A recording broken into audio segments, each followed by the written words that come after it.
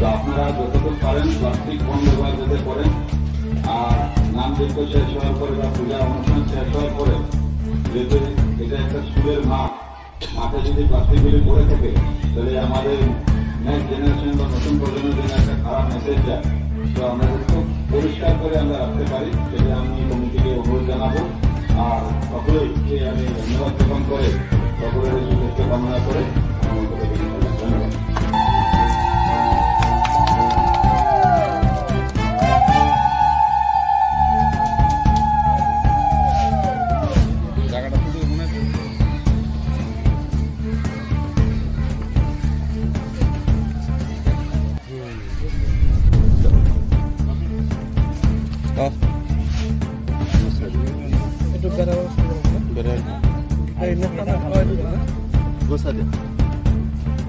নমস্কাৰ।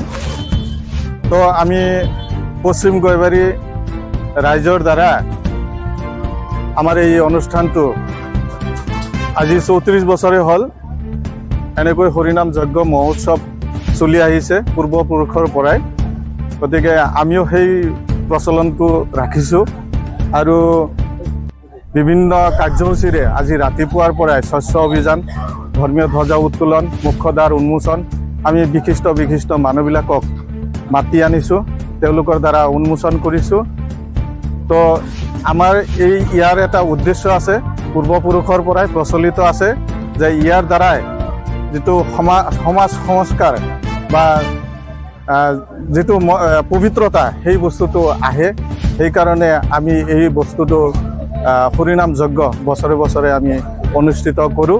গতিকে এই অনুষ্ঠানত সকলো ৰাইজে যাতে সহায় সহযোগ কৰে তাৰ কাৰণে মই বিনম্ৰ অনুৰোধ জনাই এইখিনিতে মই এদিনীয়া কাৰ্যসূচী তো আজি প্ৰথম আৰম্ভ হ'ব আৰু এতিয়া বিভিন্ন ধৰণৰ কাৰ্যসূচীৰে অহাকালি ৰাতিপুৱাৰ পৰা 2 দিন থাকিব এক হৰিনাম যজ্ঞ, তাৰপিছত মহাপ্ৰভুৰ ভোগ হ'ব, সমাপ্ত হ'ব।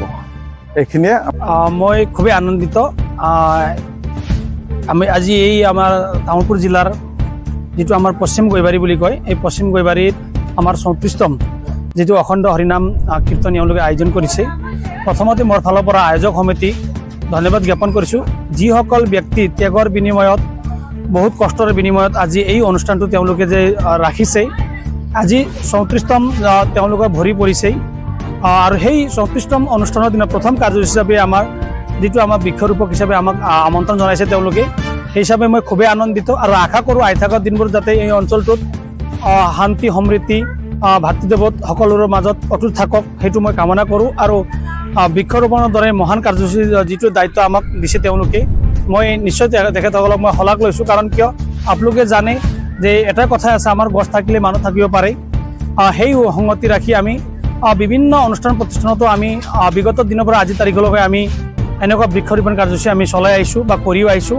আশা ৰাখোঁ আহি থকা দিনবোৰত যাতে সকলোৰে সহায় সহযোগিতাও বিচাৰিছোঁ আৰু এই যাতে এই যিটো আমাৰ এই 34তম যিটো অখণ্ড হৰিনাম কীৰ্তনৰ যিটো 3 দিনীয়া যিটো বৰ্ণাঢ্য কাৰ্যসূচী আছে, শান্তি সমৃদ্ধি ভাতৃদেৱৰে সুকলমে পাৰ হ'ব বুলি মই আশা ৰাখিছোঁ। আৰু সদৌ আমি এটা ভিজন আৰু মিছনো লৈছোঁ যাতে তামোলপুৰত বিশেষকৈ আমি তামোলপুৰ জিলা প্ৰশাসনে হওক বা বন বিভাগে হওক, বিভিন্ন NGO বা সামাজিক অনুষ্ঠান প্ৰতিষ্ঠানৰ যোগেদি আমি এটা সংকল্প লৈছোঁ যাতে এই অঞ্চলবোৰত যি ধৰণে আপোনালোকে দেখা পাইছে আমাৰ প্ৰকৃতিৰ ৰাণী বগামাটিত আমি প্লাষ্টিক মুক্ত যি ধৰণে আমি এটা আঁচনি আমি লৈছোঁ, প্লাষ্টিক মুক্ত যিটো আমাৰ এটা ভিজন, সেই ভিজন যাতে আমাৰ ইয়াতো একে অটুট থাকে। কাৰণ যাতে আমি প্লাষ্টিক যাতে আমি কোনো ধৰণে ব্যৱহাৰ কৰিব নালাগে। প্লাষ্টিকৰ পৰা যি ধৰণৰ প্ৰদূষণ হ'ব বাঢ়িছে, যাতে সেই প্ৰদূষণ যাতে আমাৰ প্লাষ্টিক নোহোৱাকৈ আমি কেনেকুৱা তাৰমানে অনুষ্ঠানবোৰ চলাব পাৰোঁ সেইটো মই আশা ৰাখিছোঁ। আৰু সদৌ শেষত এই বৃক্ষৰোপণ কাৰ্যসূচীত মোক আমন্ত্ৰণ কৰাৰ কাৰণে আয়োজক সমিতিক পুনৰবাৰ ধন্যবাদ জ্ঞাপন কৰিছোঁ। ধন্যবাদ। এই অনুষ্ঠানটো আজি 36 বছৰ ভৰি দিলে নেকি, 34 বছৰ ভৰি দিলে। গতিকে পূৰ্বপুৰুষে এই আমাৰ জ্যেষ্ঠবোৰে এইবোৰ অনুষ্ঠান গঢ় দি গৈছে। গতিকে কৰ্মনয়ে আজিৰ চামো কৰি যাই আছে। বছৰত 4টা দিন আমাৰ অখণ্ড হৰিনাম কীৰ্তন হ'ব। বিভিন্ন ঠাইৰ পৰা মানুহ ধৰ্মপ্ৰাণ ব্যক্তি আহি উপভোগ কৰিব। আৰু লগতে বৃক্ষৰোপণটো এটা বৰ ডাঙৰ বস্তু। বৃক্ষ এটা চিন, আজি যে যজ্ঞ কৰিলোঁ যে বৃক্ষ এটা থাকিলে এটা চিন থাকে। আৰু সেই চিনৰ জৰিয়তে গছ গছনি এটা বননীকৰণৰ দৰে হৈ যাওক অনুষ্ঠানত আৰু আজি বৃক্ষ মানে বন কিয় কয় বন বৰ ঔষধি ৰূপ এটা মাতৃয়ে যিখিনি উপকাৰ দিয়ে গছে এইখিনি উপকাৰ দিয়ে গতিকে আৰু ঔষধি ৰূপতো তেওঁলোকে ব্যৱহাৰ হয় গছ আজি ৰামে যেতিয়া বনবাসলৈ গৈছিল তেতিয়াও পঞ্চৱতী বনত থাকিছিল তেওঁলোকে পঞ্চৱতী বনত আহাৰ যোগান ধৰিছিল ফল ফকৰ ইত্যাদি আছিল তেওঁলোকৰ তাতে পঞ্চৱতীত থাকিলে বেলেগ বনো আছিল কিন্তু বেলেগ বনত থকা নাই কিয় পঞ্চৱতীত থাকিল আৰু সেই কৰ্মলৈ যাই আজি গছ লতা পৰ্বত পাহাৰত নাইকিয়া হৈ আছে গতিকে আজি চাক এটা বৰ ডাঙৰ বৃক্ষ পূৰ্বপুৰুষৰ পৰা যদি থাকে সেই গছত যদি আমি কিবা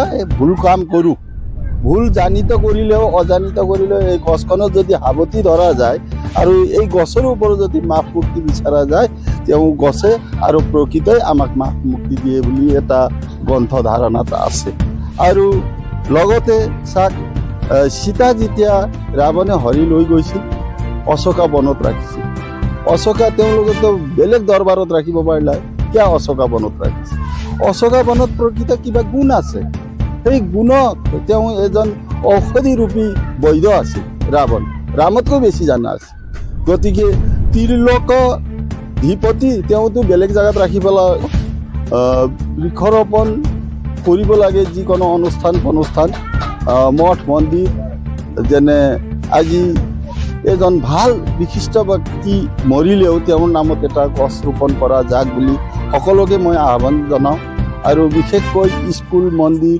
মঠ আপোনাৰ অনুষ্ঠান যিকোনোতে আমি বৃক্ষৰোপণ কৰি যাব লাগে এই বৃক্ষ আমাৰ সহায়ক হয় ৰাতিপুৱা চাফাই অনুষ্ঠান আছিল চাফাই অনুষ্ঠানৰ পিছত বৃক্ষৰোপণ কৰিলোঁ বৃক্ষৰোপণৰ পিছতে উদ্বোধনী হ'ল উদ্বোধনী আমাৰ EM মহোদয়ে কৰিলে 4 দিনীয়া আজিৰ পৰা আৰম্ভ এই প্ৰথম আজি উদ্বোধনী বিশেষকৈ সেইকাৰণে এইবোৰ কৰা যায় আৰু গছ গছনি সদায় ৰাখক বুলি আহ্বান জনাই ৰাইজক আহ্বান জনাই মোৰ এইখিনিয়ে মন্তব্য